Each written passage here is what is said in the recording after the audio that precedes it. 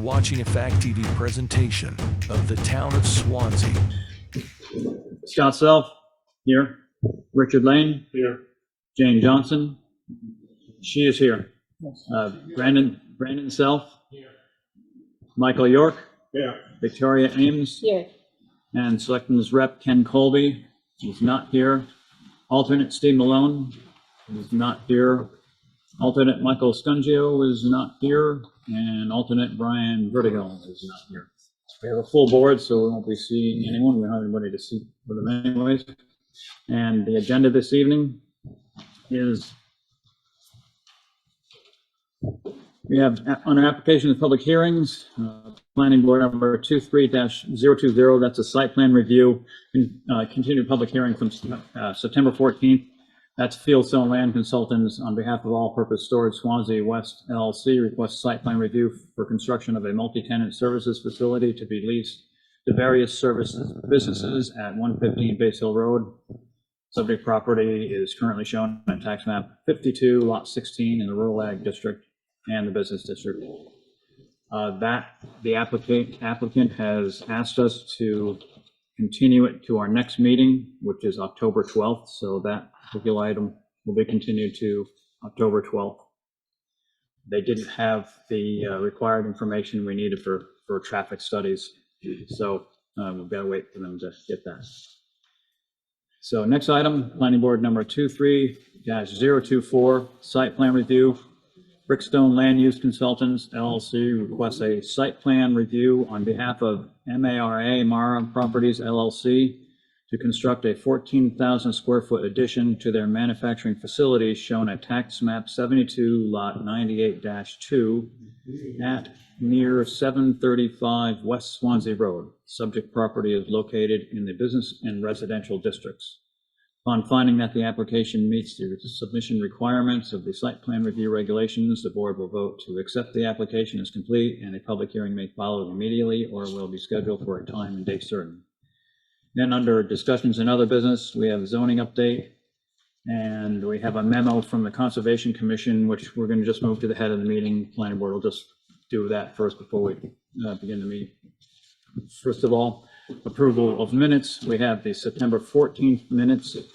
Does anyone have anything on those?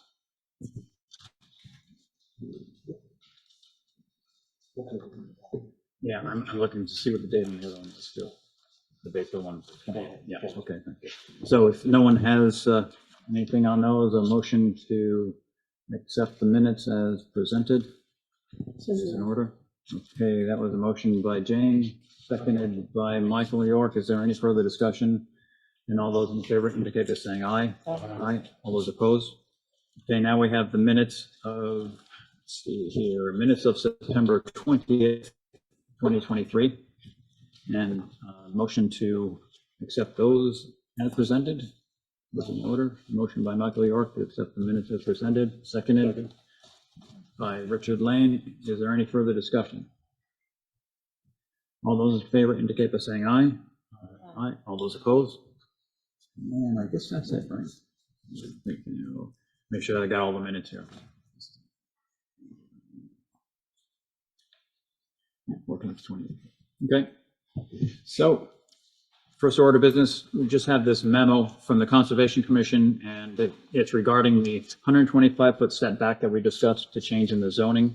And that's a setback, that's a septic setback from the wetlands. And we're deciding whether to change it to the state specific or to keep it at the town's 125 feet.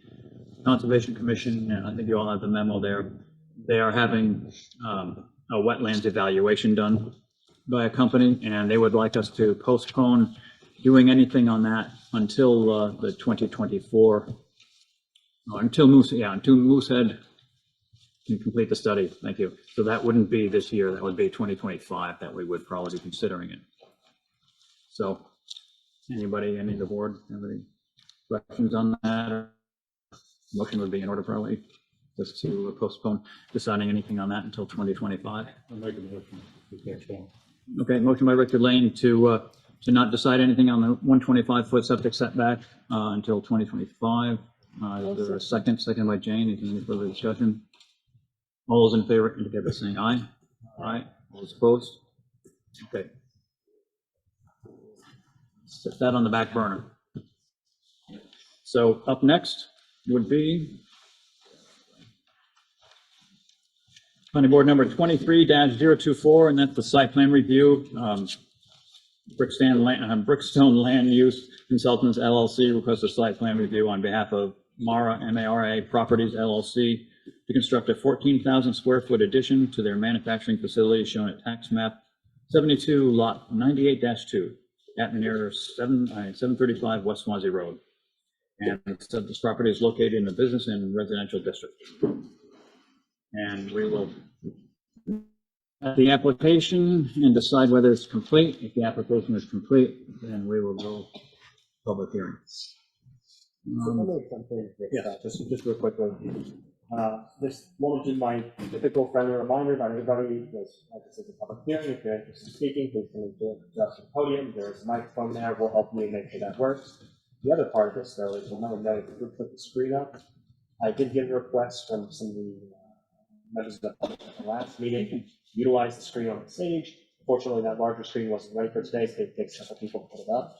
So I put up the side screen. I don't know if that's something you want to try to do going forward or not. So I think if I kind of posed that question before. If you think it's good, I can put it in a plug on the computer now. The loading seems kind of all right, but whenever Jim came in, it wasn't really looking good because it was a stream of light on the middle. So.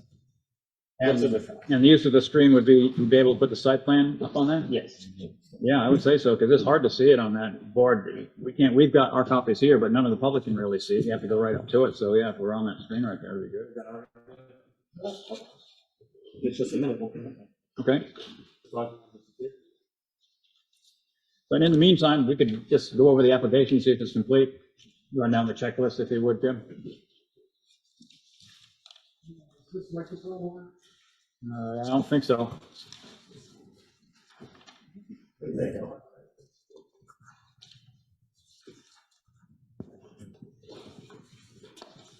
Hopefully you can hear me better now. Yep. I'm Jim Thippert with Brickstone Land Use Consultants. I'm here on behalf of Mara Properties, who owns the site that we have submitted the site plan application on. The applicant and the company is Turmoil Inc. And they have been at this location since 1986, when the building was built, under a different name at that time. But currently, it's the same business and operating as Turmoil Inc. So they're proposing to construct a second building on the property, and that's what we've prepared the site plan for. So I'll go through the checklist real quickly for you. Just go quickly through the checklist and we'll decide whether it's complete or not, and then you can make the presentation. Okay, the name and address of the owner is on the cover sheet and in the title block on every page. Tax map and lot number is also on the cover sheet and on the title block on every page. The north arrow, written in graphic scale, 1 inch equals 30 feet or 1 inch equals 40 feet on one of the sheets, appears on every page other than the cover sheet. The name and address of the plat preparer is SVE Associates. That's in the title block on every sheet in the plan set and on the cover sheet. The vicinity sketch is on the cover sheet. You all know this property. It's located at the corner of Route 10 and Perry Lane. Names and addresses of all abutting landowners is on several of the sheets in the set, but primarily S1 and C1 reflects all of the abutters around the property. The physical features and uses of land within 200 feet of the site appears on sheet S1. We've located all the buildings within 200 feet. The residential use exists at the end of Perry Lane to the rear of this site, and then all of the surrounding properties are either residential or business uses. The perimeter boundary lines in the lot area is described in acres and square feet on sheet N1, the notes page. It's 2.61 acres, 113,692 square feet. Number 9, the shape, size, height, location, and use of existing structures on the site. These are shown primarily on sheet C1, and this is the color version of sheet C1. So there's an existing building here closest to Route 10. And the new building is a little bit larger footprint, darker shade that we're showing on the plan. The location, name, widths of any existing and proposed roads on the property. These are actually adjacent to the property. Perry Lane is here at the bottom of the page on sheet C1. Route 10 is on the right-hand side of the page. Number 11, identification of access from the site to public streets and site distances from the access points, curb cuts, and proposed changes to any existing streets. We're not proposing any changes to Perry Lane or to Route 10. We are proposing to move an existing curb cut, which is currently here near the center of the property, and it would move about 50 feet to the west.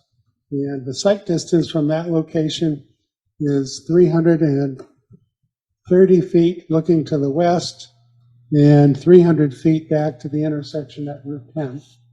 So the road is flat and straight, so it's excellent sight lines in both directions. The location and number of parking and loading spaces. We're expanding parking on the site by adding spaces along the front of the proposed new building. We'd end up with a total of 41 spaces on the site.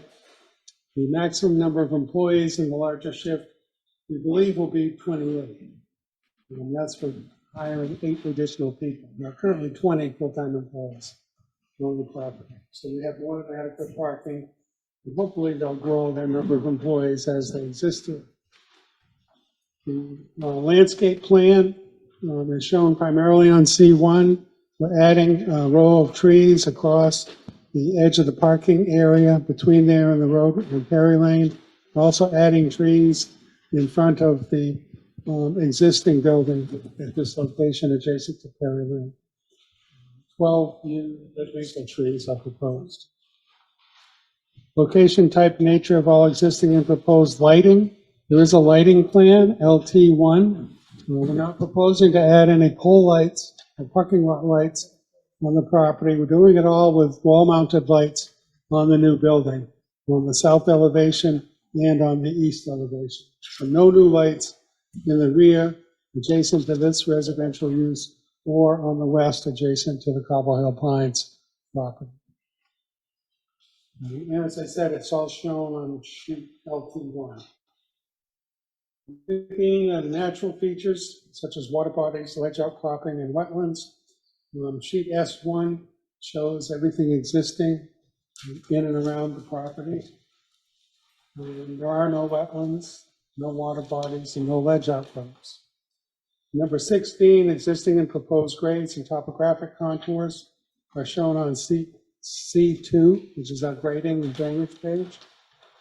Number 17, size and accurate location of all existing and proposed water mains, culverts, fire hydrants, and fire ponds. Sheet C1 shows it best. There's an existing sewer main that runs the length of Perry Lane, and actually across the Route 10 frontage of the property. And there's an 8-inch water main which ends right here at the corner of our property. And so those are shown on sheet C1. The means of providing water supply. The existing building is serviced by a well, which is located adjacent to the building here. And the new building will be serviced by the water supply that's existing. There's an 8-inch main here on our side of the road at Perry Lane. And we'll be providing a 2-inch service to the new building from that existing main.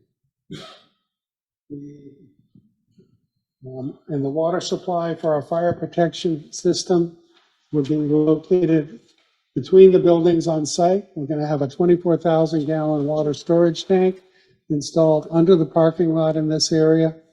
The 24,000-gallon tank will feed water to a wet well where a fire pump is located. The fire pump will pump 500 gallons a minute when it's on into a sprinkler system inside the new building. Number 19. 19 surface drainage patterns are shown primarily on sheet C2. We're surface draining, sheet draining across the parking lot to a new infiltration area along between the parking lot and Perry Lane. We're going to regrade this area to create a new infiltration area because there has been ponding in the past in this area, especially in the wintertime. that collects on the pavement here. So that'll correct that problem. There is a drainage report that was submitted with our application. We looked at a 25-year and a 50-year design storm. The 50-year design storm is something like 5.9 inches of rain in a 24-hour storm. And this handles everything. Soils are sandy soils, excellent soils, perfect for this type of drainage system. It doesn't drain too fast, but it drains very fast. It can easily handle both the 25 and 50-year storms. The number 20 is not applicable. We don't have a septic system. We're tying into the sewer line that's running down Perry Lane across the property. And number 21, location and type of sewage disposal system. Again, we're tying into that existing sewer main. So no on-site septic. Number 22, location of existing and proposed on-site well. The on-site well that's existing is here, adjacent to the existing building. It's been there since 1986, operates really well, and it's given them more than enough water supply to support their operation. Again, we're going to have a new 2-inch water main tying into the water supply. I was going to call it municipal, but I don't think it is yet. It's private land. But there's an 8-inch main here, and we're tying in with a 2-inch line to the building. That'll provide more than adequate water supply for the new building. Number 23, soil survey data is on the plan. On sheet C1, we added the soil lines and identified the soil types based on a soil survey. The soils are Windsor loamy sand and Crogan loamy fine sand, both excellent soils to build on and for drainage purposes. Number 24, location of any existing or proposed easements, deed restrictions or covenants, and there are none, so that's not applicable. And then 23 are the architectural plans, and we have provided building elevations from our architect, Dan Bartlett, and that's sheet A 2.1 in your plan set. Okay, thank you. Well, any questions on the completeness of the application? If not, then a motion to accept the application as complete and move on to public hearing would be in order. Motion by Michael York that the application is complete and ready to move on to public hearing. Is there a second? Second by Brandon Self. Is there any further discussion? All those in favor indicate by saying aye. Aye. All those opposed? Okay, then we're moving right on to the public hearing. I will open up the public hearing. And Mr. Fifford, just give your formal presentation of what's going on there. And Thank you. On from there. Again, Jim Fippert on behalf of the applicant. What you're seeing on the screen is a blow-up of sheet S1. That's our existing conditions plan and what we're calling a demolition plan. The only demolition involved is going to be the removal of pavement at an existing curb cut to Perry Lane, because we're going to relocate that curb cut to a different location. So I'd like to go to the next sheet.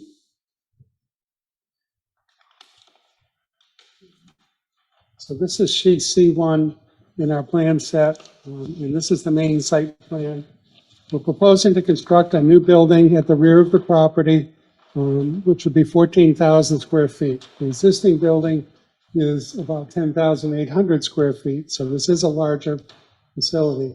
What it will enable them to do is to shift part of their operation into this building so they have a better configuration for the manufacturing process that they operate. They'll also have additional office space in there, and they'll continue to use this building. So both buildings will be utilized for Turmoil Inc.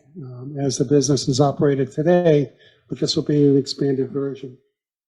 The property itself is a little over 2.6 acres.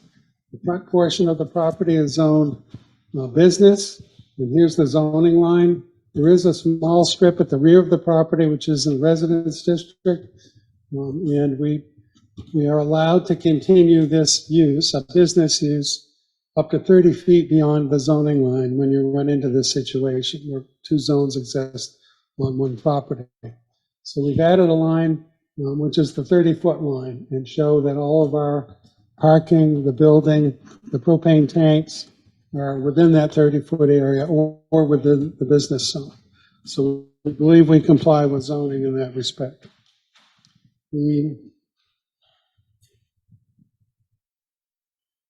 As I said, the site has existing utilities.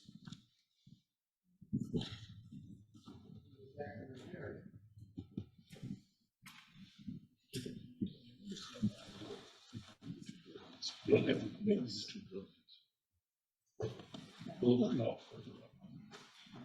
Just to your left. Let me go back to, Is that right? I'm working from my narrative that I submitted with the application. That's the system. I want to follow in your packet. Some gallon water. The hours of operation for Turmoil are Monday through Friday, 6 a.m. to 6 p.m. So they have a staggered shift within that time period. The good news is that for employees arriving at 6 a.m., they're ahead of the peak hour, ahead of the hours when pedestrians would be walking down the sidewalk to get to the bus stop at the end of the street. So it actually fits very well in this location. Occasionally, they'll have hours on a Saturday if they're working to meet a deadline or if there are deliveries that are expected. Primarily, their days are Monday through Friday, 6 to 6. The curb cuts, there are two existing. This one, closest to Route 10, will remain. And this is a two-way curb cut, entering and exiting. We're going to close this curb cut primarily to accommodate the traffic to the new building. So we're going to move it roughly 50 feet to the west. And this curb cut will be wide enough to accommodate delivery trucks that come into the site. They deliver to the east end of the building. And so really no activity occurs on the west side of this site, other than a couple parking spaces and underground propane tanks. So there should be very little, if any, disturbance to residences that exist at Cobble Hill Ponds. And that's intentional. We've designed it to consolidate the operation on the site. This way, there are overhead doors. They can go back and forth between both buildings as they're producing their product or delivering materials. So it should work very well. Drainage and grading and erosion control. The site primarily drains toward the west and toward the south. And we noticed when we were starting the planning for this that there was some ponding that was occurring in this area where there's a slight berm and a landscaped area. So we're going to regrade that. We're going to put in a stormwater infiltration area in this location so water can come off the roof of the building, sheet drain across the parking lot into the infiltration area. We're going to do the same treatment here on the new building, plus we're adding infiltration drip strips along the roof line to also infiltrate and prevent any stormwater from leaving the site. If you look at the drainage report, we designed it for both a 25-year and a 50-year design storm, and both are easily accommodated. We did test pits and perk tests at the site, and it's just amazing how well it infiltrates and how well it works. So we're going to take full advantage of that. Erosion control, we will be using silt fencing around the disturbed area during construction to prevent any sediment from leaving the site or getting into the roadway. Lighting, if you go to the, probably almost the last page, LT1 on the set. 3 or 4 more pages in.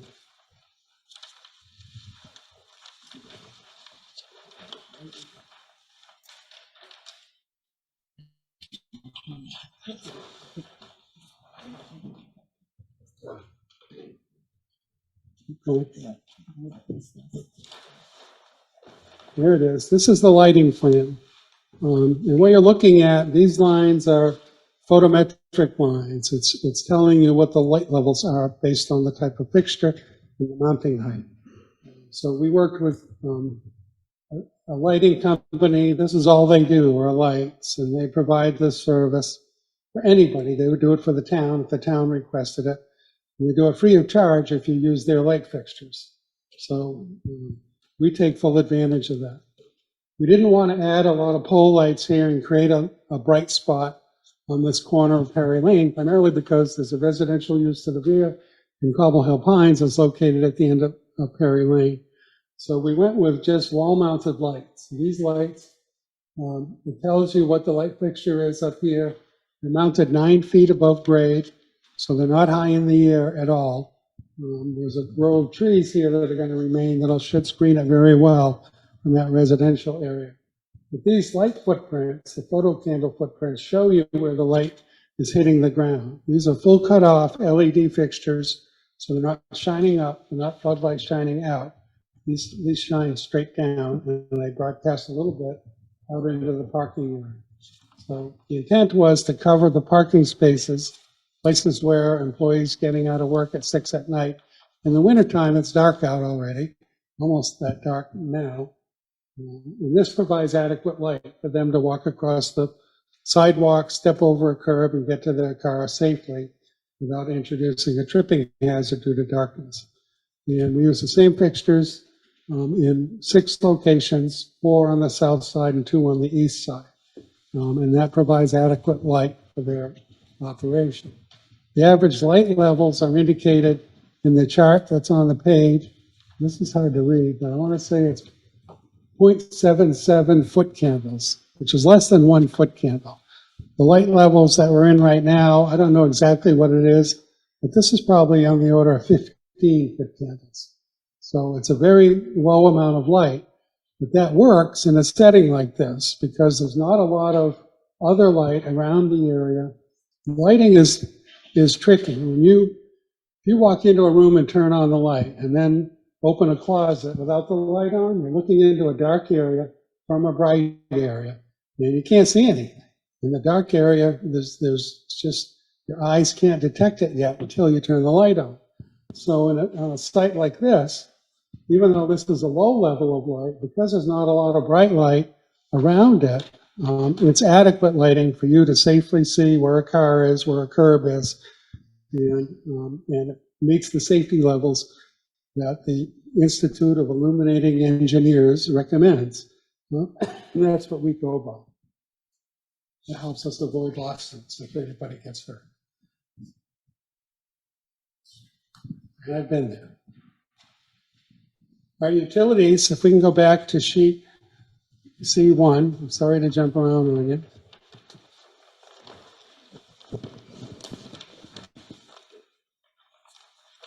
Sheet 1 is the site plan page. There's an existing sewer main along the other side of Perry Lane that runs the length of the property, and then it cuts across this corner and continues up to the north. And the sewer all passes in that direction.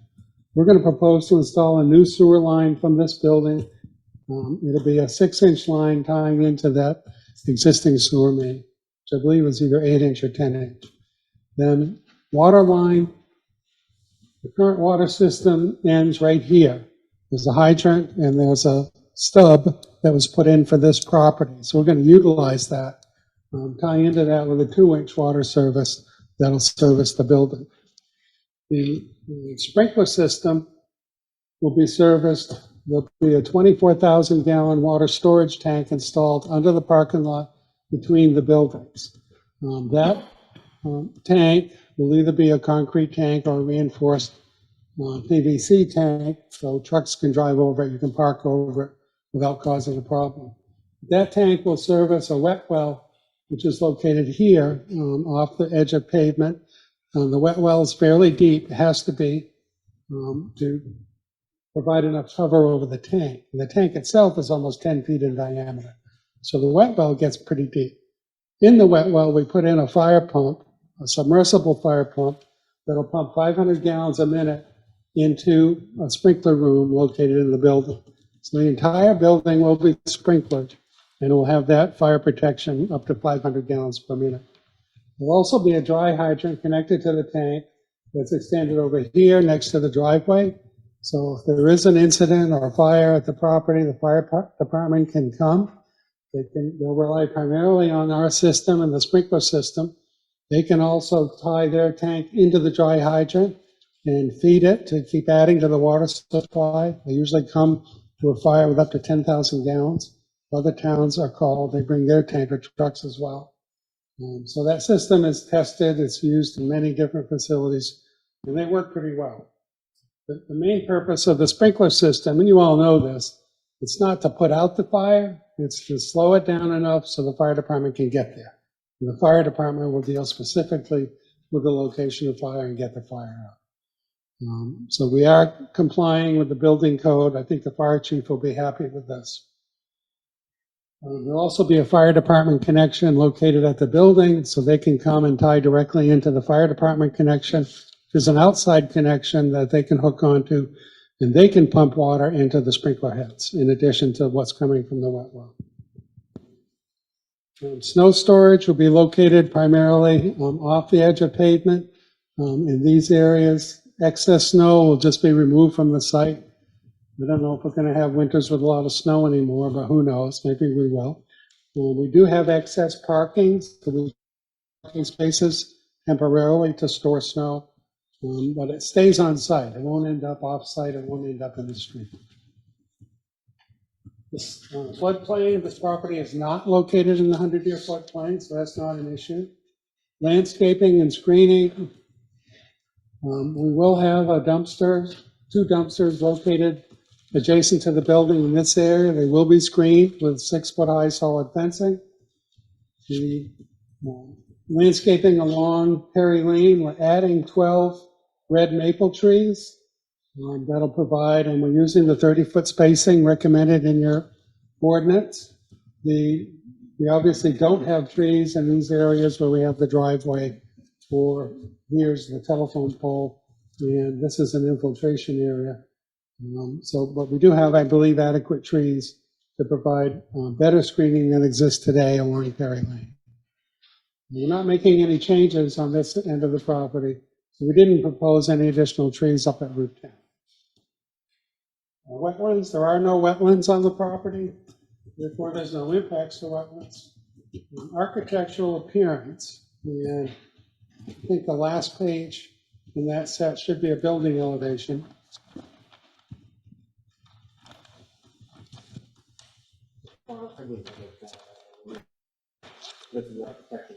Yep.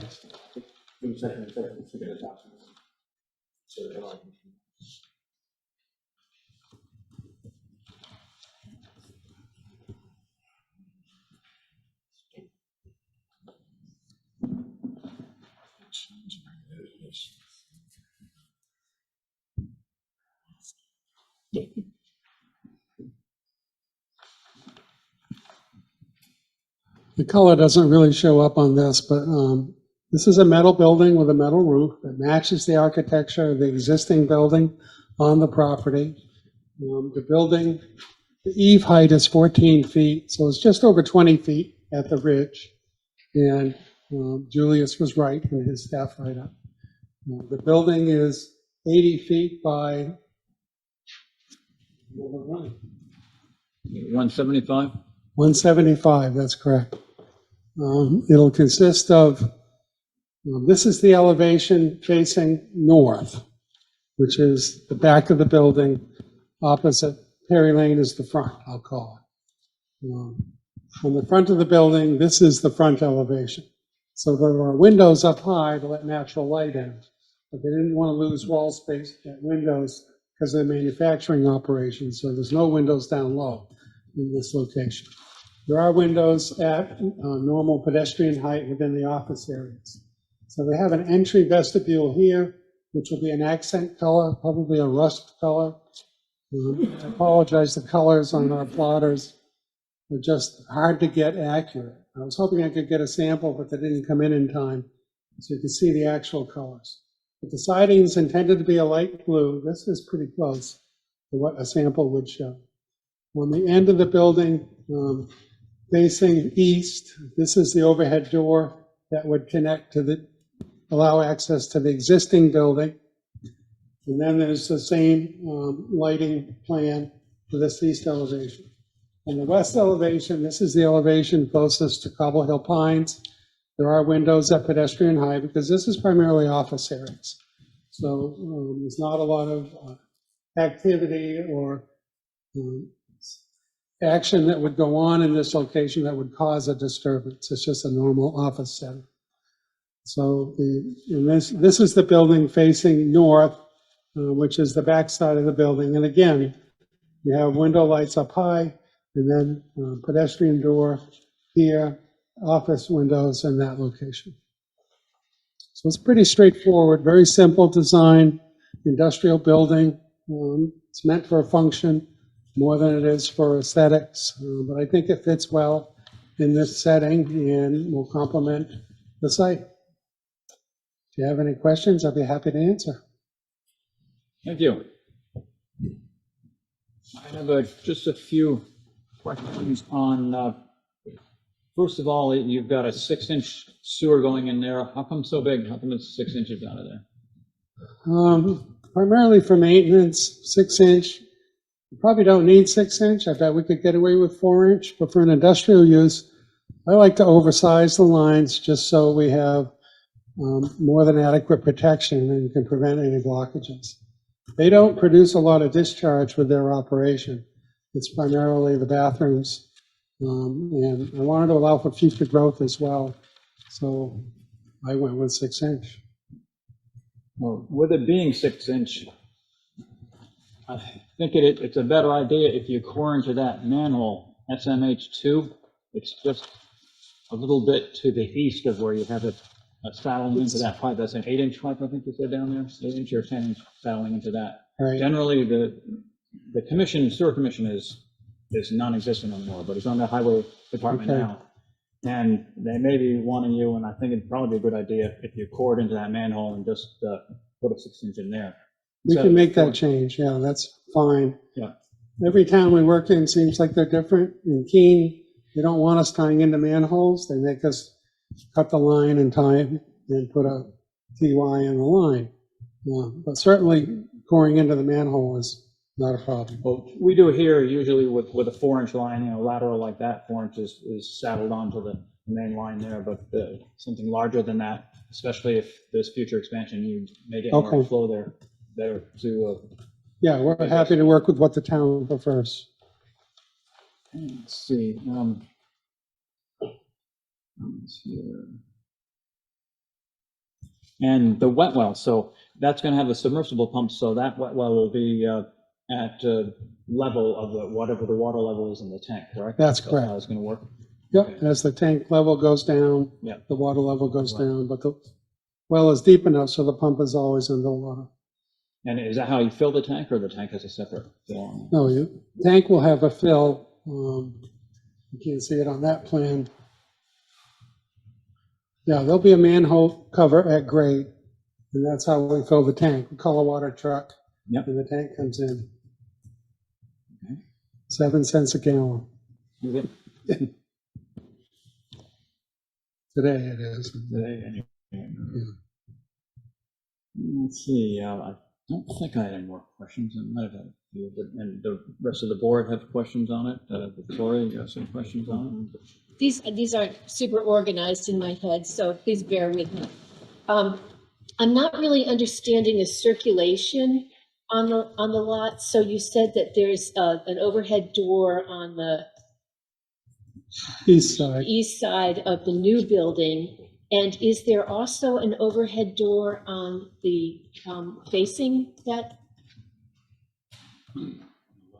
on the west side of the existing building, No, Doesn't show one. there's an overhead door on the east side of the building, of the new building? and that's primarily to allow circulation between the buildings. So a fork truck, for example, when a delivery comes in to the property,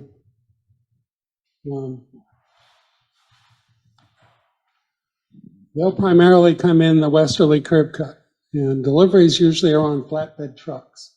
They're getting metals and metal supplies. They come on pallets.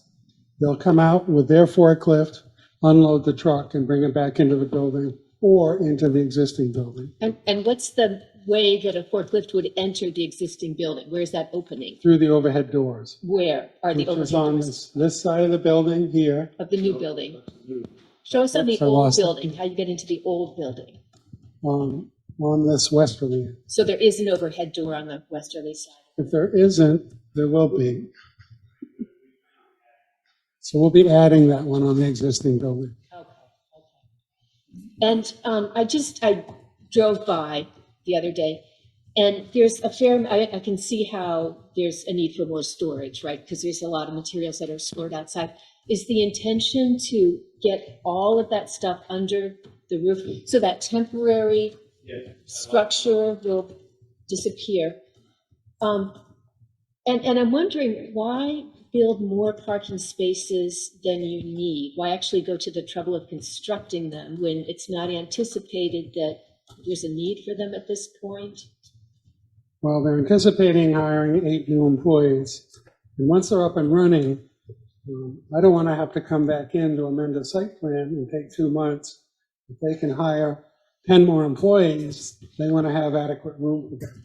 They do get visitors to the site, vendors, clients come to the site to either inspect products or order products.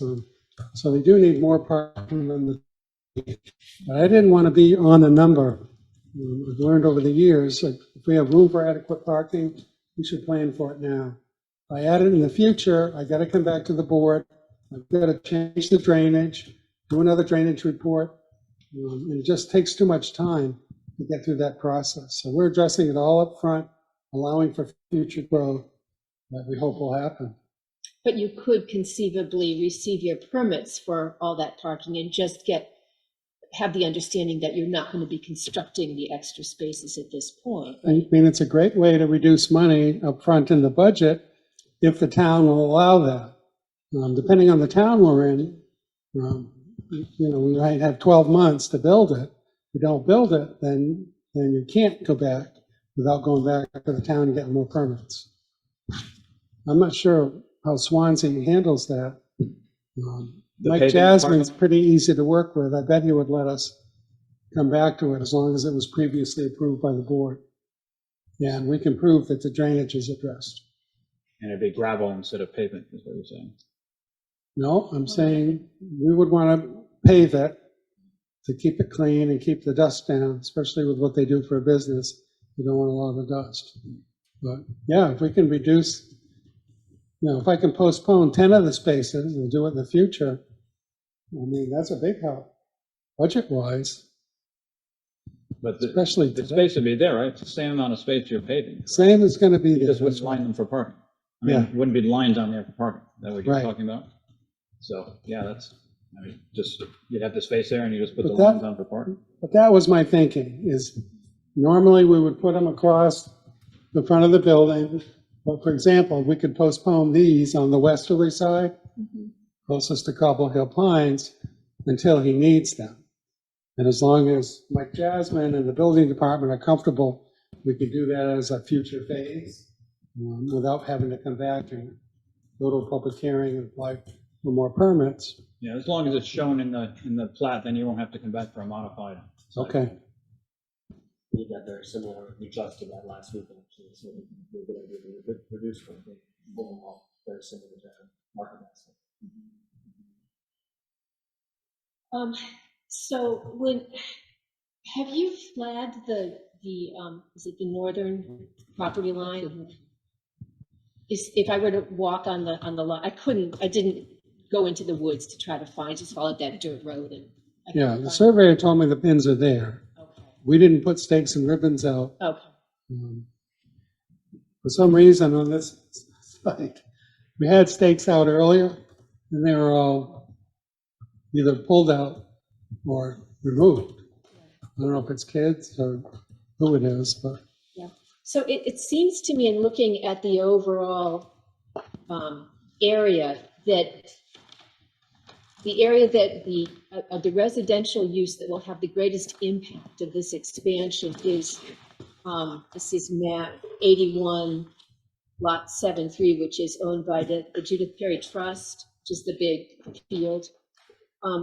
So it seems like we need to make sure that the buffer that is required in our regulations is actually on the land of this property and not that we're using, you are buffering your use, right? It's not up to her or her trust to buffer that use. So it wasn't clear to me at all, which of those really tall pine trees are actually on this lot or on the adjacent lot. And it doesn't look like there's an awfully deep wooded buffer when you account for the drainage that's required, you know, the drip edge drainage and other infrastructure that's in the rear of the building.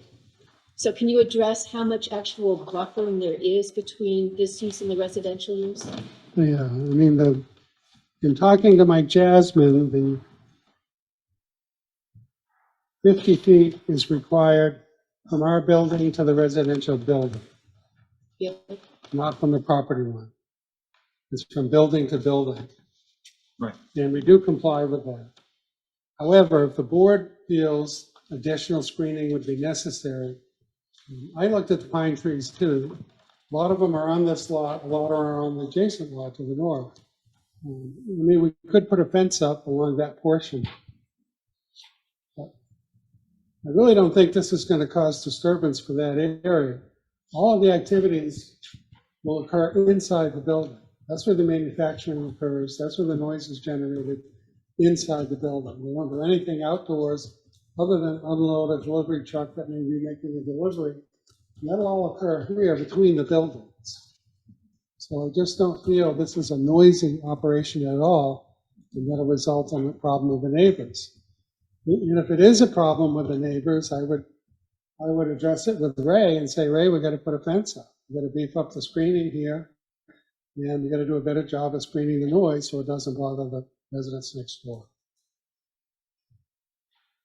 Excuse me, it's not. Yeah. Question for you. If the abutter objects to the site the way it is now, instead of the 50-foot separation, it has to go to 150. Why is that? Yes, it's in the regulations. And this is, I'm referring back to a case that I got involved in. If the abutter objects to where the building is going or whatever is happening there has to be 150 feet distance before there's any alteration of terrain or any change to the property that's involved. Yeah, I'm not familiar with what you're referring to. It's in our zoning or it is not in our zoning? Is it in our zoning? I believe it's in an RSA. RSA? Yeah, and I would have to have time to go and look it up again, but I know that Mike and I got involved in this Yeah. a while back. And so I don't know if anybody has objected, the Perrys, I don't know if the trust has objected to your proposal, but if they have, then you've got a problem. But you're gonna have to be more than 50 feet off that line. Well, for now, it's set up to our current zoning, and yeah, unless they do object at the meeting here, or if we continue it, however. No, not right now, but yeah, in the meantime, at some point, you could look that up for me. I'd like to see that. But for now, it meets our zoning there. Go ahead. That might be under 155E. I'm familiar with increased setbacks adjacent to properties where the abutter objects. 155E, Actually, which is a excavation gravel one, pit. isn't it? That's a gravel, yeah, excavation. That's a gravel pit. 155E. Then you're required to stay further away from the property line of the objecting abutter. I'm familiar with that. Me too. I'm not familiar with anything in town regulations or state regulations that would require the building to be more than 50 feet away. And we can't be 150 feet away. If we lose 100 feet of usable land, we're done. Yeah. So We can't build this. No, I building. understand. I'm just bringing up the point, that's all. So anyways, getting back to the site plan, you're presenting it as it is. Yes. In any building there. And I believe we complied with your zone. So on that back part, just a second, on that back part of it there that we're discussing, that would be the north side of the building there. Then are you going to clear cut the trees all the way up to the property line? No, You aren't? no, How much you gonna we'll do the minimum clearing necessary to put in this infiltration strip. Yep. And then because of the elevation of the finished floor of the building, there's a little bit of a slope down. So we'll do the minimum necessary. So you'll have, let's see, as I can tell, 20, almost 30 feet. You'll have, 10, 15, almost 20 feet. about 15 feet maybe. I believe that's correct. Undisturbed vegetation there. Yes.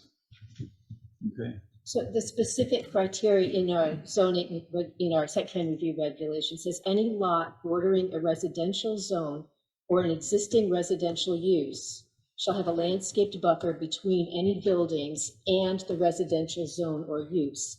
And that buffer shall be 20 feet deep and shall contain shrub and ground cover plantings in addition to trees. But the thing about that is that this only encroaches into that residential zone by 30 feet, and they're allowed to do that within that 30 feet. The rest of it's bordering a business zone. Okay, so we don't That Perry property, concern ourselves with, that Perry property is a business use, Okay. not the residential. okay. So what I just said pertains to the section that is adjacent to Cobble Hill. Oh, yeah, right, yeah, over here, Yes. yeah, right there. So, yeah, getting to that buffer on the Cobble Hill side of it there, looks like you're going to have, maybe 25 feet of undisturbed buffer there. Well, I'm just measuring out to where you show, the edge of the tree line there. right, if you look at the setback line, that's 20 feet. Yeah, So this is just short of the 20-foot setback area. That we're That's- leaving all natural to remain, those trees. trees are gonna stay there. Okay. Take that in, 'cause- You might probably take down some of the big pine trees. You've already started to take them down in that area out there, they're falling down and big bad into the storms. Yeah. They've been cutting a lot of those big pine trees down, and I think it would be safer to take some of those big pine trees down, maybe lower, like arborvitaes or something like that, and make a nice look there. Yeah, those pines have once their life is over, they're not good. But yeah, it has to remain a buffer there that's shielded from the residential use area. So in your building or in your manufacturing process, what type of coolants or things like that do you use? What I'm getting at is that the Swanzey sewer ordinance doesn't allow any industrial waste to go into the sewer system whatsoever. So if you're using coolants, things like that. Going on. Laser, but it doesn't use any coolant. It uses nitrogen, so it's not, Oh, okay. nothing liquid. Yeah.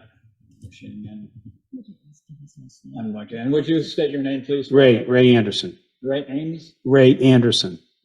Anderson. Okay. Anderson. Anderson, thank you. And that goes for the other building as well, right? Yes, sir. Yeah, what you're using there. Okay. Other board members? I just had a question because I've forgotten where the West Swansea Limited Partnership driveway is in relation to those driveways. What is the limited partnership we're talking about? Across Perry Lane, where's the Oh, the apartments? driveway? Oh, that's okay. Is there only one that's down to the west, or are there others up this way?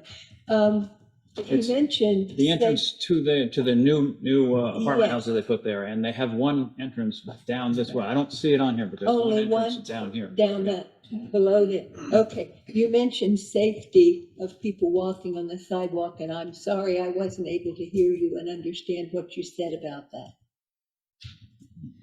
When I was talking about traffic, the hours of operation for turmoil are 6 a.m. to 6 p.m. So most of the employees are arriving early in the morning, between 6 and 7 a.m. And that's before school children will be walking down Perry Lane to get to the bus stop at the end of Perry Lane. I think it's a new sidewalk that's on the opposite side of Perry Lane, not on our side of the road. So there shouldn't be any pedestrians on our side of the road. So I think we won't interfere. I just hadn't heard you clearly. so I'm sorry. I'll check. Thank you. So those wall-mounted lights that you were describing on the new building, do they already exist on the old building? Yeah, the old building has wall-mounted lights as well. So we're going with the latest full cutoff LED fixtures, so they're very energy efficient. The lights can be on timers. I don't think you really have lighting regulations to the degree a lot of towns do. But we can certainly, and the good thing about the new LEDs, most of these can be controlled individually. So if they choose to, they can turn off 3 lights or reduce the wattage, so they're dimmer lights after hours. So they're not there at night. So other than security lighting, you wouldn't need to have all the lights on after, say, 8 o'clock at night.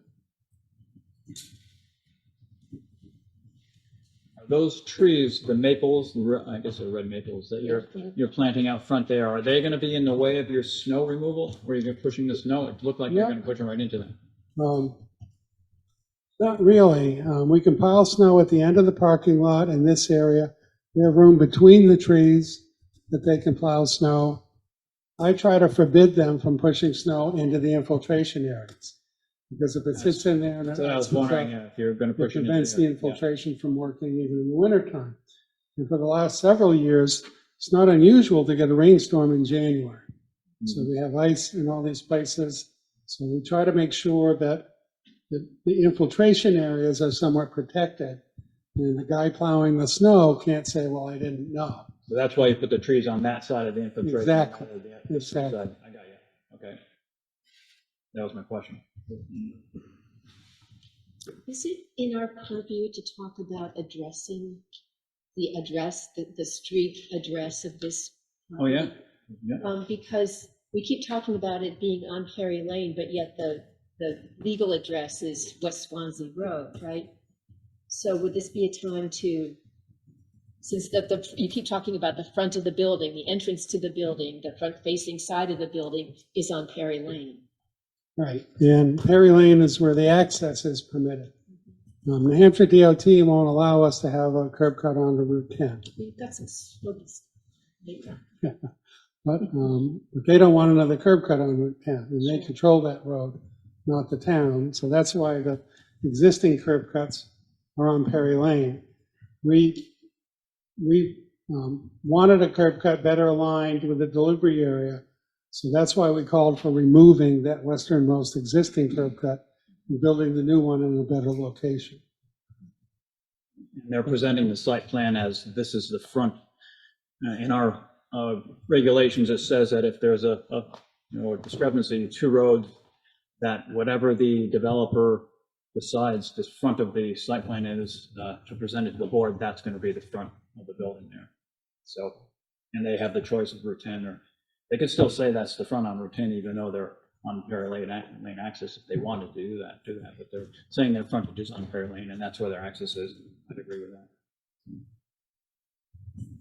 It's frontage, as far as I'm concerned. That's it. You have the determination to do it either way. Their filtration system that they have, or proposing, you're adding quite a bit of pervious surface, and you're going to have runoff from that building. And you're saying already that you have standing water to the east side of the entryway into the complex. Right. And in order to put that infiltration system, the holding ponds or whatever, you're going to be excavating. That's correct.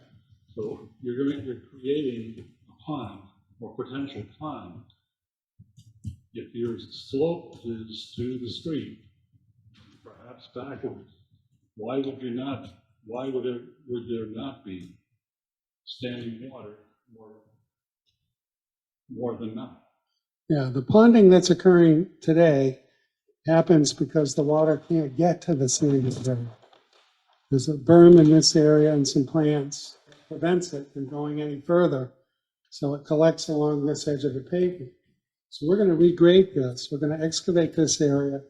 This is shaped as a shallow depression, and we build our infiltration system. We excavate down into the sandy soil. The water table is very deep here because of the sandy soils. And we'll come back with stone and fabric and build a formal infiltration system with a little bit of collection area at the surface. So that prevents water from running into the roadway, into the right-of-way, and it infiltrates it all on site. So we went out and did test pits to verify the condition of the soils, the depth of groundwater. We couldn't find groundwater, it's just too deep. And it's perfect sandy soils for infiltration. This will work really well.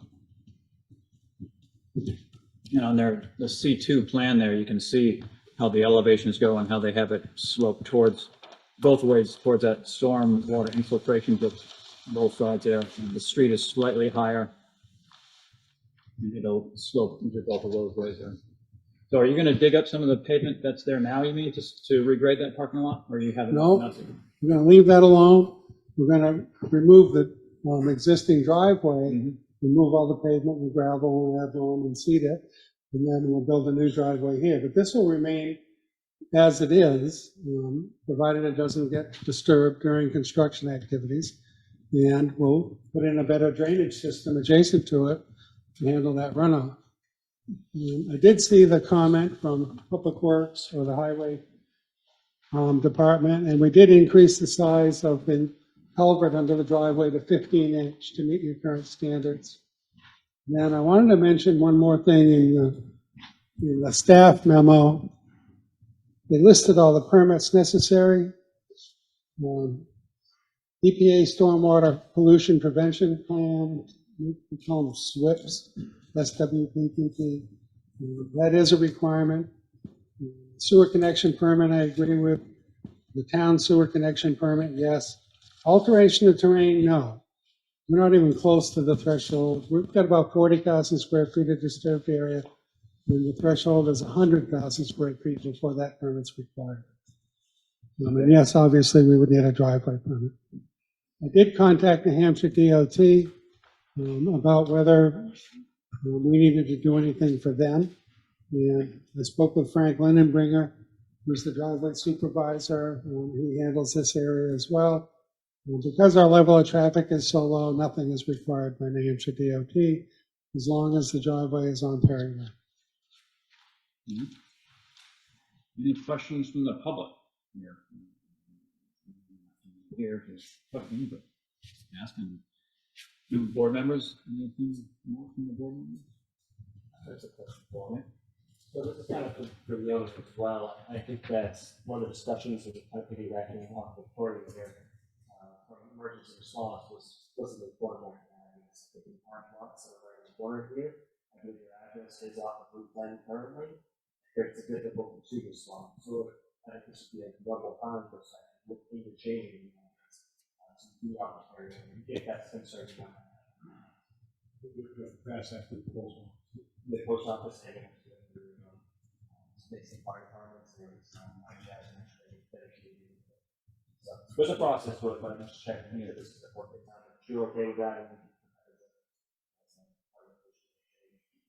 I don't think we should put it as a part of a condition, we don't know what the post office is gonna say about it. That can be pursued later on between the property owner and the town, Swanzey. Site plan review. Yeah, very good. So, It's actually, it's a 911 process. Yeah, it's a that 911, Mike yeah. Jarvis is gonna be doing. And the post office has to comply with the. that's good. the- I think they might put that in board so they can like state an opinion on the matter, but you're correct. 911 is done internally by the town. So. Might not. Anything else from the board? Just one comment on that point, if you change your address, that's fine. I know there's probably for a business, something we got to deal with, right? Right. Website and all But perhaps, printed material and everything else. but perhaps if it's fine on Route 10, saying, whatever your current address is, don't, pointing down Bird Lane might suffice. We'll reach out and we'll just say, I just don't feel like that. Yeah. That's something they would. Okay, so if we approve it, the conditions would be, of course, all the permits that we were just talking about there. And of course, that the fire department has to sign off final approval and building inspector as well. And we also talked about, if you're gonna put in that 6-inch line, if you pour that manhole, you run that line over there. Now, that can be a condition which you'd have to come back to the board with, or this can be continued until the next meeting, you can put it on the flag. I don't know how the board wants to do it or how you would want to do it, but there's two different things. It's something that, Either way, we have to come back to the board, right? well, for the administrative ones, like the permits and that, you don't. You could close the public hearing out and you wouldn't have a compliance hearing because of just the permits. But if anything is shown on the plat, generally it's a compliance hearing to make sure that that's on the plat shown the way the board wants it. Um, So the compliance hearing means that everyone has to be notified again and all that business there, and you set it all up, What if we reduced it to 4-inch and went in and put a saddle in there? and then put it in the saddle and tied into the main? Let's see, how about this? You talk to the Public Works Department, and the board will be fine with whatever the Public Works wants you to do. Okay, Do that. So the figure of the, parking example. It would be, it would be administrative, but actually it would be up to the DPW now because they're in control of the treatment plant. So the planning board will be fine, defer to them, whatever they want done with that there. And then just an as-built of the plan, showing what you did. Do we, Jane? this is saying, the south, the Perry Lane side of the new development. Are we, required to ask the 10-foot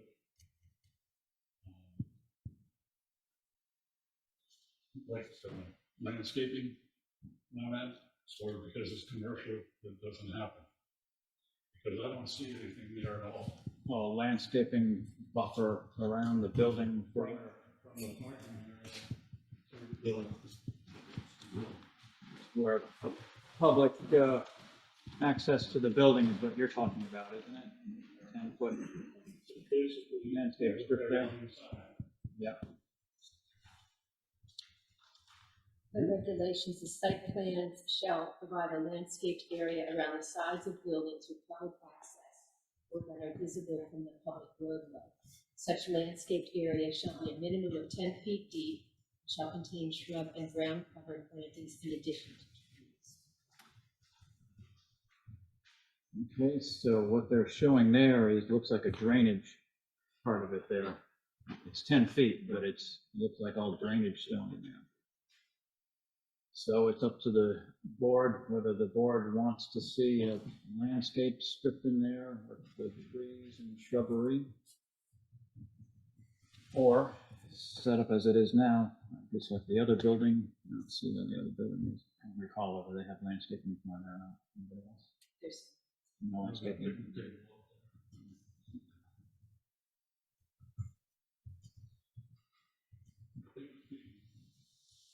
What we're requiring across the street and that's residential.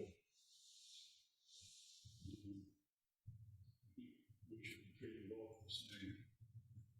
Well, it should, but is that public access to that building? This is a private manufacturing. or that are visible from a public roadway. Laws. No, up to the board. Well, out of a consideration for the fact that it is now residential across Berry Lane and there's residential zoning to the west, I don't think it would be out of order to ask for some softening of the building. And even if I could, I would ask for something on the Route 10 side of it, just for the sake of the fact that we've got such a mixed zone in there already with multiple apartments there, and we did ask them for considerable landscaping, and if I lived down Perry Lane, I would sure appreciate it, if there were more landscaping. Okay, that's what the board wants them to do, then we probably should continue the public hearing until they can revise the landscape plan with that. Is that what everyone wants to do, Richard?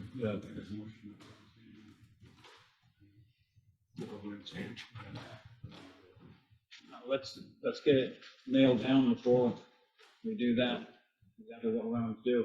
It's a 10-foot landscaping in front of the building with shrubbery and tree. And that would be on the Perry Lane side of the building, correct? Because that's facing Perry Lane, facing the street. South, thank you. South side of the building there. Is that what we're talking about? South side of the building, okay. So, Mr. Philip, that's what the board is asking, so we're probably going to continue the public hearing until our next meeting, which is October 13th. Well, October 12th, so October 12th. then you can make your motion, Richard, to, How soon would you need the plans submitted? A week prior. So, Yep, next Thursday. Okay. not enough time? No, there's enough time. I'm just trying to think. I'm going to look at two things to do this. The first thing I'll look at is, do I have enough room to slide the sidewalk and the parking down to provide that 10-foot planting area, in addition to our infiltration strip next to the building. And I'm going to look at maybe eliminating that 5-foot sidewalk on that side if I don't have enough room. You don't really need the sidewalk there because it's just a small industrial use. They can park their car and walk behind the cars into the entrance into the building. And I believe that can be done safely. So, but yeah, I can have it to you by next Thursday. okay, it's your discretion then, however you want to do it. So- Okay. Just clarify one thing, while we're on the topic of the sidewalk. You mentioned that you needed parking because there are guests, call them. Sure. There are people who aren't workers who need to look at products and whatnot. So is there an office, like a main entrance where people? Yeah. Okay. So where you've got the striped area, Yes. the parking area. Yeah, I mean, there'll be a handicap parking space there, and that's where a vendor would come into the office area. Okay, so motion from Richard to continue the public hearing until our next meeting, which is October 13th, I think. Do you want to clarify what the marketing projections will look like? Was going to reduce, you're going to reduce the parking too? Any changes on the plan should be for that meeting there. If you're going to reduce some of the parking there, then that would be the time to do it. I mean, would the board be comfortable if I label the part of the parking area as phase 2? Or future. Can you approve it as a future? That's very similar to what we did with the market master. What I would do is just make it very clear line to there's no that as an unpaved surface. Okay, Proposed parking. okay. So the motion again is to continue the public hearing, and did we say the 12th or 13th? Also. October 12th, and let the applicant figure out the parking on the landscape strip, 10-foot landscape strip in front of the building. And to also just talk to DPW about the pouring and then. Right. Do that. And that's sometimes put on the plan. I'll go through you, so you can tell me who to call, who to talk to. Public works, okay. We have a second for the motion? Yes, sir. Second by Jane. Is there any further discussion? All those in favor indicate by saying aye. Aye. All those opposed? Okay, and we will see you. Thank you, I'll see you in 2 weeks. Yep. I don't know what stuff is on.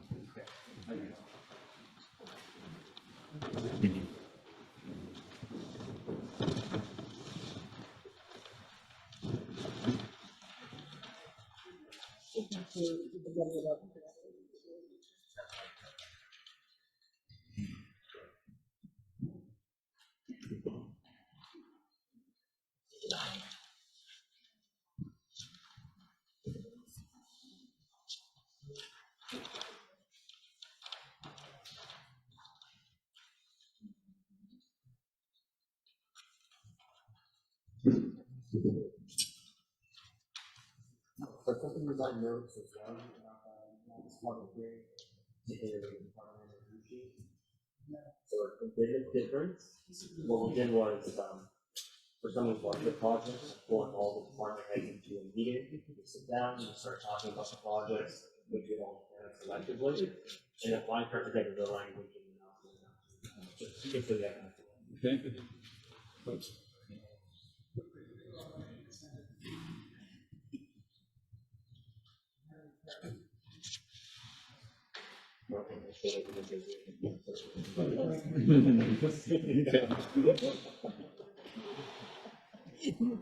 Bad intention.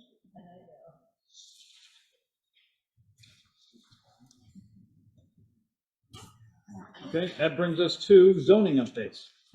Do you want me to have a couple of requests actually for some other topics? What are the requests?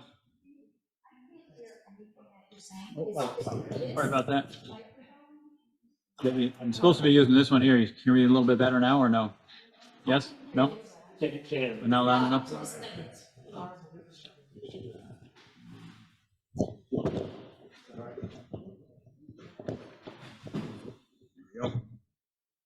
And what were you saying, Julie? So I received a request of three of this in town, and we site plan applications for locally recently.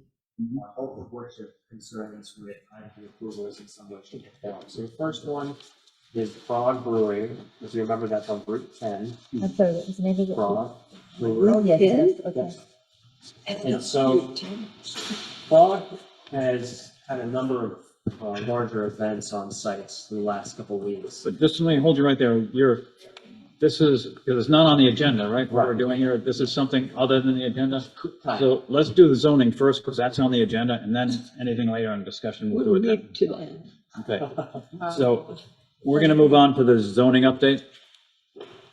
And that has to do with the new zone, mainly the new zone, which would be business, Village Business District 1. And that would be for North Swanzey that we had that meeting about a few weeks ago there. And we just have a listing of the proposed uses in that zone. And there is a little map here as to where we're talking about having the zone. So we're just confirming what the uses would be, and I'll run down them. The uses would be single-family dwelling that would be permitted, and then a two-family dwelling on 1.5 acres unless public sewer, that's a special exception. Attached accessory dwelling unit, that's permitted use. Detached accessory dwelling unit, that would be a special exception. Manufactured housing on individual lots, that's permitted as right. Now it says here, multifamily dwelling, 1 acre first unit, 1/2 acre for each additional, but I think we had said that we weren't gonna have multifamily in that zone. That's correct. Didn't we say that? So let's cross that right out of there. That's not supposed to be there.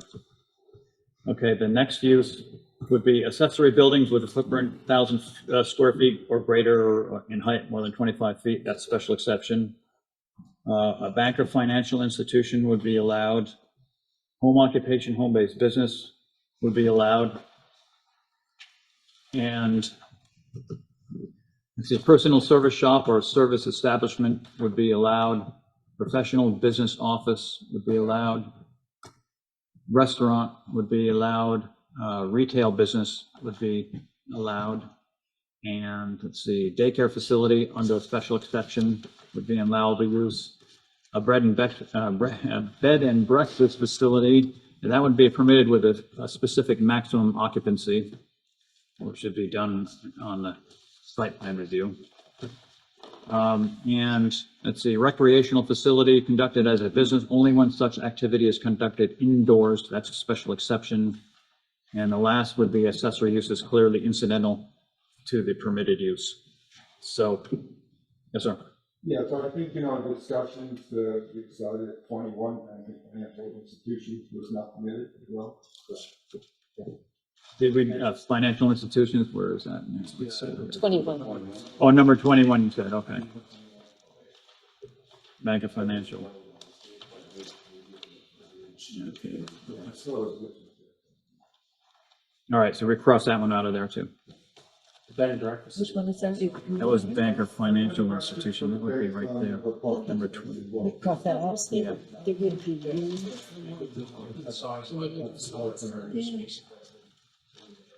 And what else did you have, anything? Julia's asked me about bed and breakfast. Yep. So that, we decided to be decided, okay, to remember, parking space. Yeah. That's part of the site plan review. Mhm. I was making sure that was still correct. So, anything else we missed on that particular part of the new zoning? There are a few other things in the zoning that we're going to change that don't pertain to this. So I think we have all those pretty well. Now, the others were, for now anyway, I'm sure we'll have more getting to the end of the year. And what did we have there? Did we? Is that taken out? The zoning map of the town of Swansea dated September 1st, 1947, are we adding that in there? Yeah, so what I'm trying to do with this section here, and I actually don't just showing the full piece.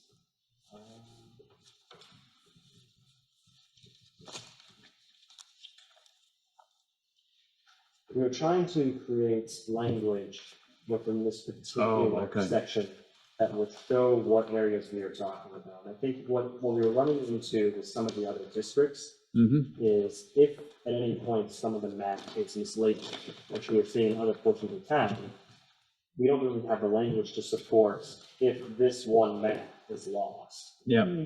So how do we create language within the zoning ordinance that kind of depicts this particular area? And so we'll see that as references here, the minutes of whatever Mm-hmm. discussion, and we end up making a firm decision on this, I think is one way for us to lead a bread trail in the future, so that people can come back Yep. and find this. We could also, and I've seen in other communities, where like very clearly outlined, map and lot from this direction to this direction, or from this Which is side of the good. road to this map and lot. The problem when we do those is map and lots have a, well, have a life expectancy on it. Probably recently, we were updating their map and lot.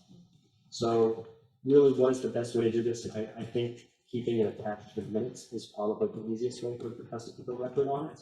But I do think there needs to be some reference in the zoning ordinance saying what are the changes. It does, because, yeah, we do that on page 3 and 4 of our zoning ordinance anyways, things that are in there, and not everything is in there, but it's good to reference back to those to see what was done.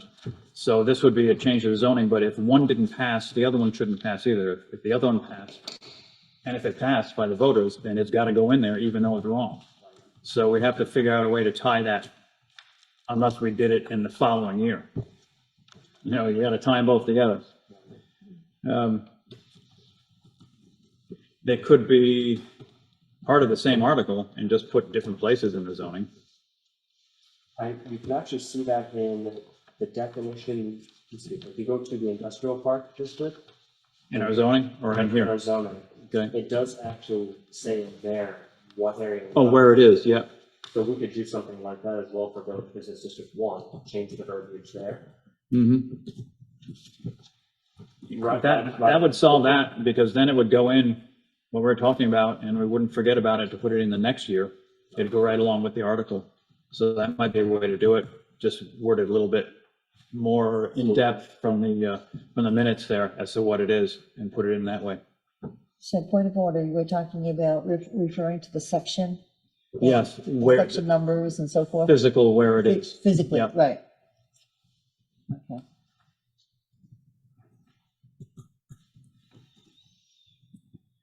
And let's see, we were just changing the location of the definition of Village Business District 2, moving it from, I think it was item 11 here, in the description of districts, and we're just putting it underneath business district. It should be kept with all the other business districts anyway. So that's just moving the same wordage, which would be a new number 5, which says this district is intended to provide a compact area within which commercial, industrial, and business use may function.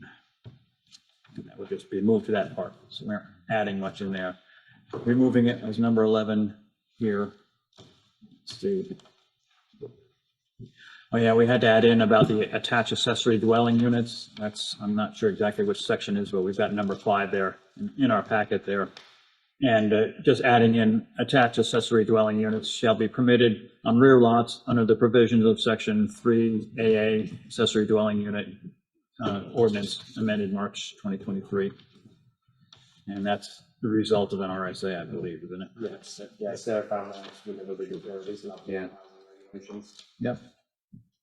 And section 5, we already went over. This is just showing where we remove things from the section 5, Village Business District 1. So there was an error in there now then, because the hotel motel, I crossed that out, that needs to be added back in. No, it's crossed out. Hotel, motel, we don't have hotel, we bed and breakfast we have in there, Oh, just but not hotel, motel Okay. isn't in there. And the bank, let's see, is the bank crossed out? Yeah, bank is crossed out in there. Okay. Can we go back where we define the village business district 2? We say it's intended to provide a compact area within District, which, Yeah, go ahead. We don't have any industrial uses in that, we are not permitting really any industrial uses in that district that I can see, according to our list. Because it's the mill. The village business two, I think it's just the mill. Just the complex. mill, okay, So okay. All okay. that was put in there so that they could Okay, get sorry. as much use out of that building as possible. Sorry, I was thinking it was this new. Yeah, no, it's not the okay, one. Okay. Not the one. Okay. Oh, I know what was that. Let's see, get that out of there. And what is this?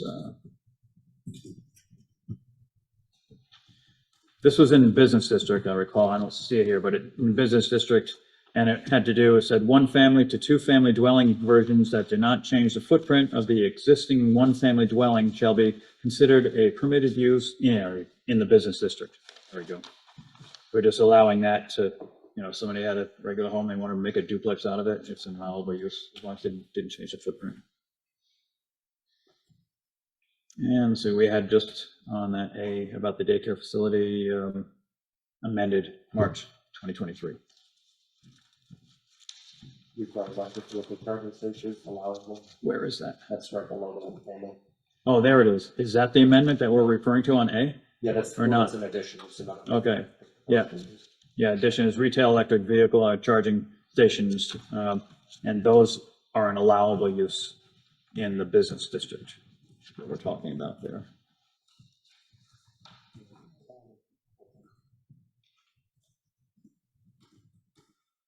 And this multifamily dwelling that we have on the last page, that was probably removed from Village Business 1, and that's what it's showing there most likely. Okay.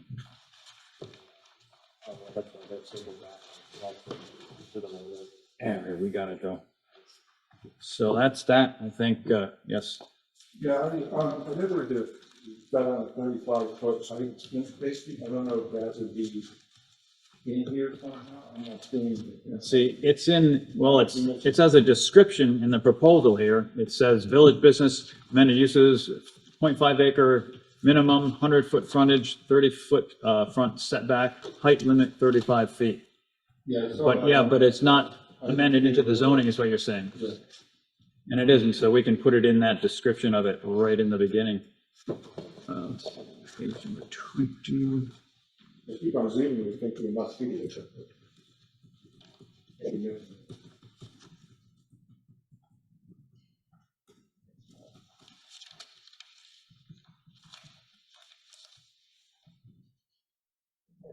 Can we put that in there? Let's see. It should be on, part of number 3. Yeah, should be right in there, because it talks about, number 3 talks about all lots shall be of at least 1/2 acre in size with 100 feet of frontage on the town or state maintained road. Front setback is 30 feet from the front property line and 20 feet from the side and rear property lines. And then it should say maximum height's 35 feet. Okay. Well, What's that section number? that's section, it is business, Village Business District 1, Yeah, and it's section number 3. thank Yeah. you. Got it. Now, section 2D, I see it there, but then I see it crossed out and repeat this out. Then it means multi-family dwelling. I don't know where you're reading from. I'm reading from the packet, Oh, from the packet? yeah, I can tell you page 61, but I don't think that's in switch. Probably not. So it's in the Village Business District 1, section 2. 2B, then I see 2, 2A, 2B, 2C, then I see 2B again, and it's crossed out. So I just want to make sure it was crossed out. Make sure that he gets approved, happen. Yep, that's crossed out. So under section 5, 2 twos, 2A is under the daycare facility. And you're reading from our packet? Yes. Okay. And you're on the Next to the section, last page. okay. All right, yep, got it, section 5. Should the rest of that be, changed just to say daycare by special exception and square out the rest of that statement? Or does that not? And this is in number 2A, correct? You're reading? Yes. This is one is indoors and daycare facility. That's just, yeah, the rest is, the gasoline service stations, all that business is crossed out, right? It isn't on mine. Oh, it isn't? Okay. It is on the one we're supposed to be reading. That's all crossed out. It's got a line drawn through it. And it just lists and under special exception, just lists the recreational facility being indoors, and then a comma or a semicolon daycare facility. This is daycare. Okay, we've got two ways. Oh, maybe. Well, it says village business district 1 and 2 uses. Yep, uses, and then A, Village Business District 1, but it is definitely crossed out here. Look on the left, there's 2A is duplicated, so it's one time on the left page and one on the right page. Yeah, Rich is referring to this one. Oh, is he? Oh, okay. Yeah, Referring to this one, that's where it says daycare. yep, and that was under a different, that was regular business is what that's under there. This is Village Business 1. Oh, is that? Oh, there you go.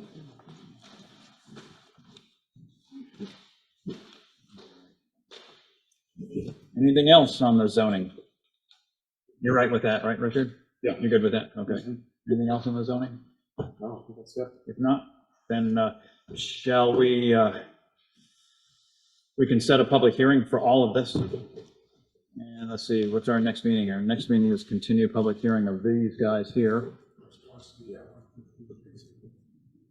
Oh, you're having that? So we could skip a meeting and put it after that then, because we don't have to have the zoning public hearing on that night. So let's just think about it. I was gonna say, I would like to get this to legal as well before we plan a public hearing. Okay, Yeah. yep, So we can do it. let me get this, go back, I'll make some edits to it, so I'll check and make sure I'm right, and then we'll send it off to. Yeah, and just send us an email before you do that, so we can read it through and then send it off to Yeah. the attorney. Okay, so now, Julius, you had something. Yeah. So back to Frog, Park Brewery. Mhm. So they reached out and said that they had, well, they've had a couple of events on site. And so typically events of those calibers, specifically the car show, requires a special events permit, which is typical, I would say, for something of that size. But they've reached back out to us and said that they would like to host weddings in terms, they would like to do other forms of food services inside, have a bunch of vendors come outside, shop inside. And essentially what we think internally, being my jazz, and after a review of some of the special events permits that they submitted, we're starting to encroach on, I think, beyond what we had approved for site plan and what specifically ultimately approved this year. So they could keep having the special events permits, but what I'm told, if they're willing to do a site plan amendment, is to have them come back in and change the use of the lots to include the blank on the use of the Recreational use conducted as a business? function halls. Function halls? Yes. Mhm. So, no, the parking was the concern.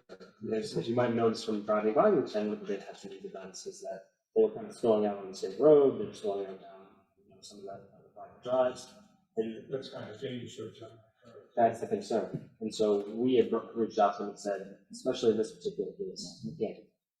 But what we can do is if we authorize them as a function hall, we can have these weddings internally, and I don't think they need to have a special events permit for those. But whenever they want to have any of these larger scale events like the car show, we'll require them a special events permit that they shuttle from offsite.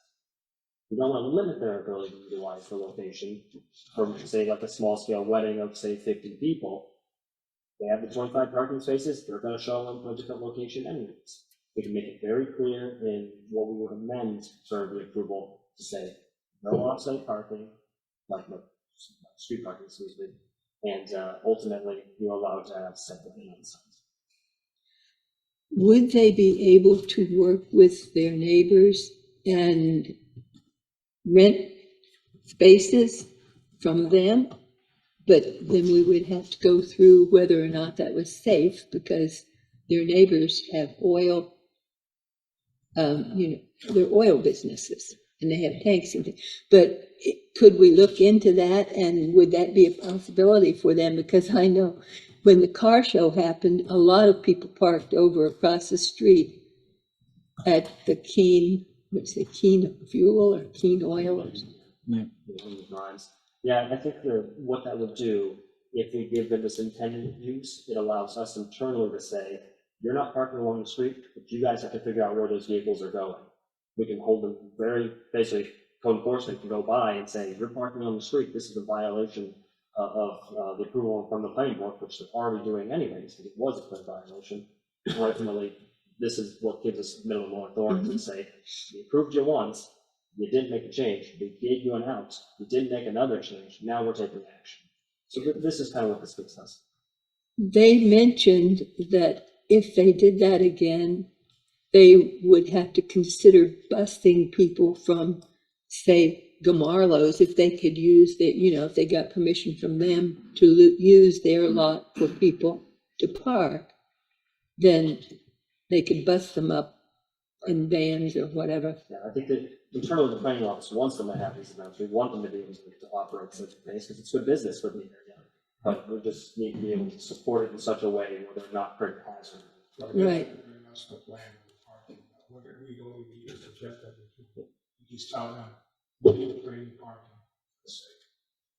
So Julie, We're okay with the auction or Beverly has a question. I just have a question, and I know I'm not supposed to talk, but it's very confusing when I'm taking the minutes. So the selectmen have certain authority over special permits, right? For example, they passed an event, what do I call it, long-term permit? yes, Like they have 3-5 years, whatever it is. Yeah. They did that without making any zoning changes. correct. So what's the difference between what you're talking about now and that? Yes, the difference between that is there's a restriction to how many you can have in a year for special events. So How if many they- you can have? how many events you can host a year, special events you can host a year.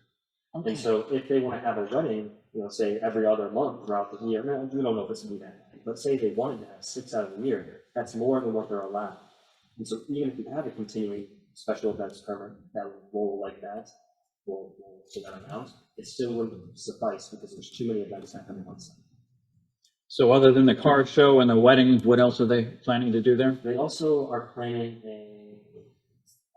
it's a food vendor of sorts, baking fest. That's what it is. And so their whole internal space is going to be turned into 6, 7, maybe 8 different vendors coming in offering different types of baking, which again, is interesting.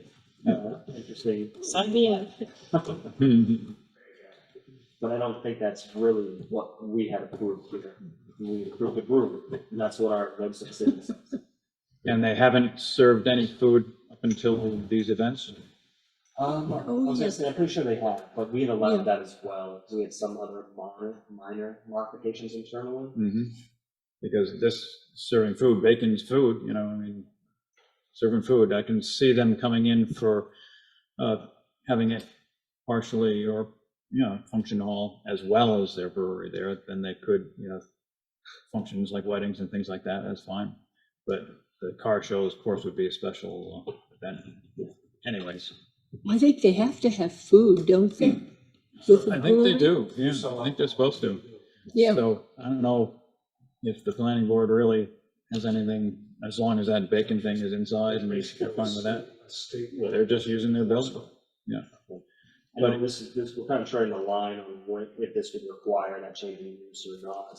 I think from my Jasmine perspective and my perspective, we felt that this, if they're getting really close to passing what is allowed. So if the board ultimately feels like this is the use that they intended, then we'll back off and we'll say, yeah, go ahead, guys, continue doing this. The wedding is okay. We don't see an issue with that. We'll draw the line at such. But I just feel like it fits more into the function hall language than it does the brewery language.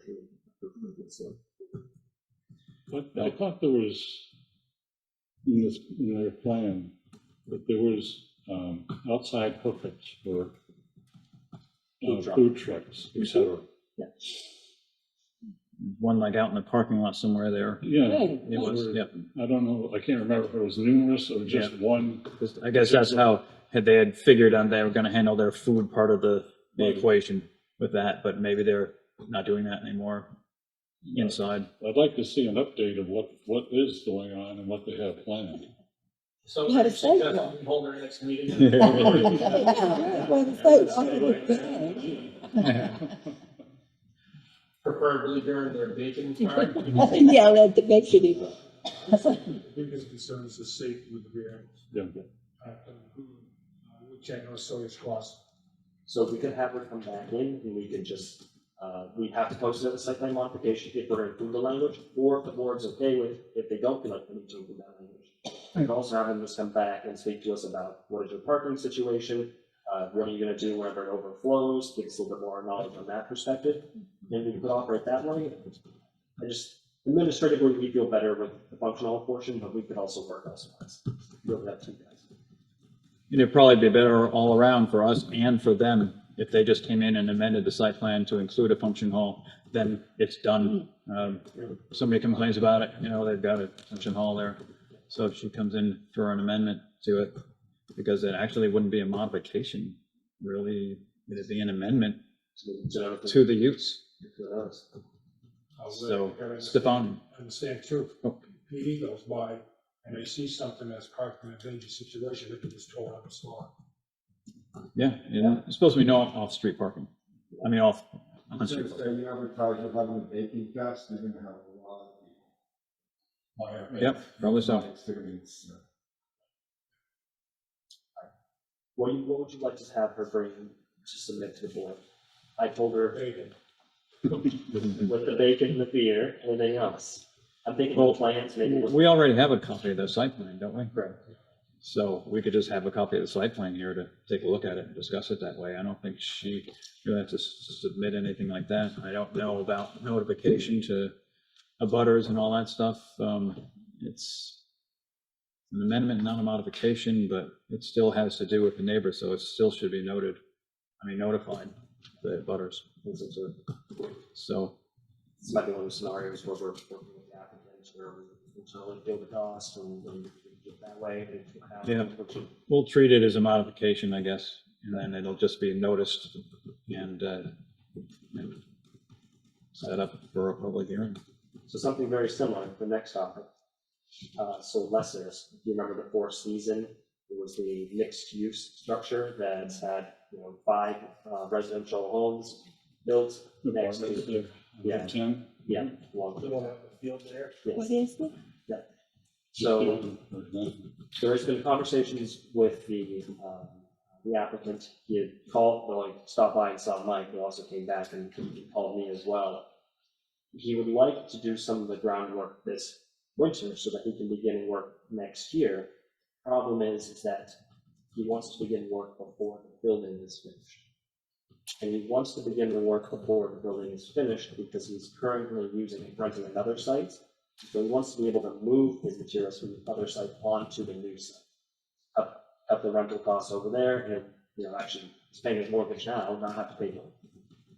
So it was very clear in our notice of decision, and Sarah, I think, expressed to the board very clearly that we don't want them to begin work utilizing the site unless the site work is finished.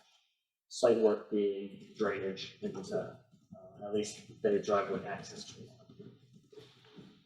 That works, but the site work is also designed for the structure to be there as well.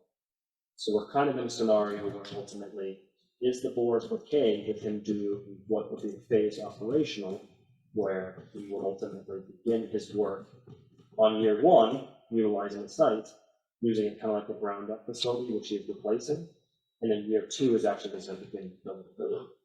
The concern we have internally is if he doesn't complete the work on the building in year 2, it might become 3, 4, and 5, and he's never finished. That could happen. That's why we. He needs to said come in. that way.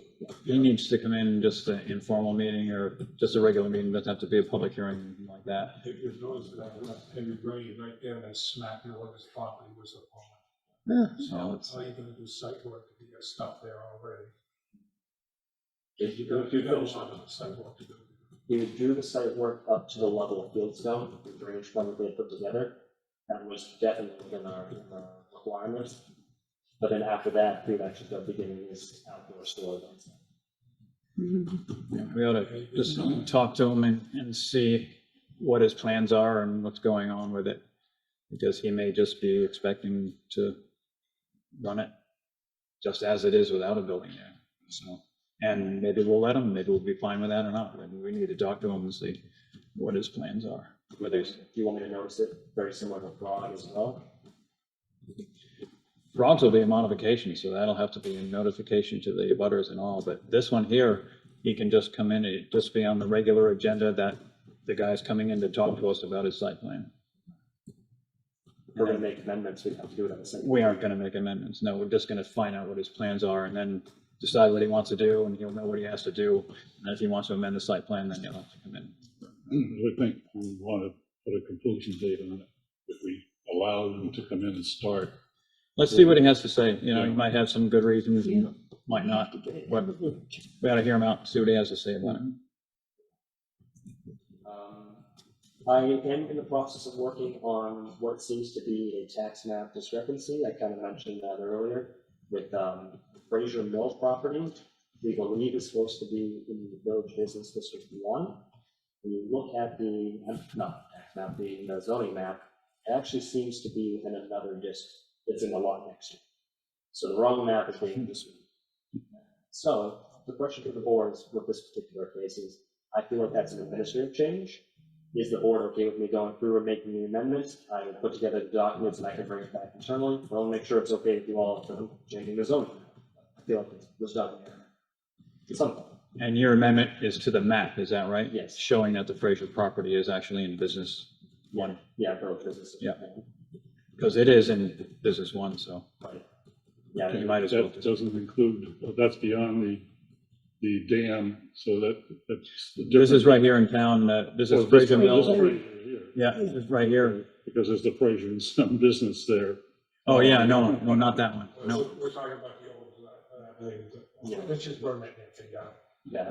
The problem is they're trying to sell the lot and they don't know, and they look at the history of the lot and it's, some areas it just says Village Business District.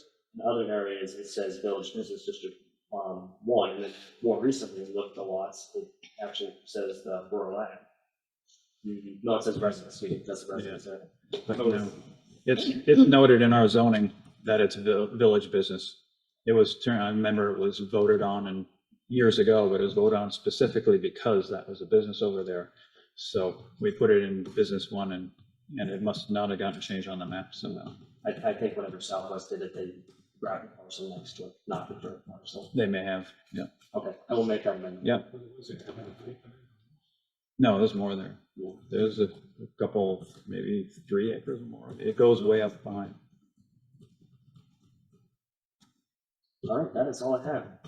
I'm hoping that, like, as I'm learning the process and what your board is, what you guys are okay with, not okay with, I figure I'll ask you everything right now, and if you look at me kind of funny, I know maybe I don't need to bring it back. Or then we'll swear we never said it. We'll put you on the spot. 6 against 1. Anybody have anything else? Just an editorial comment.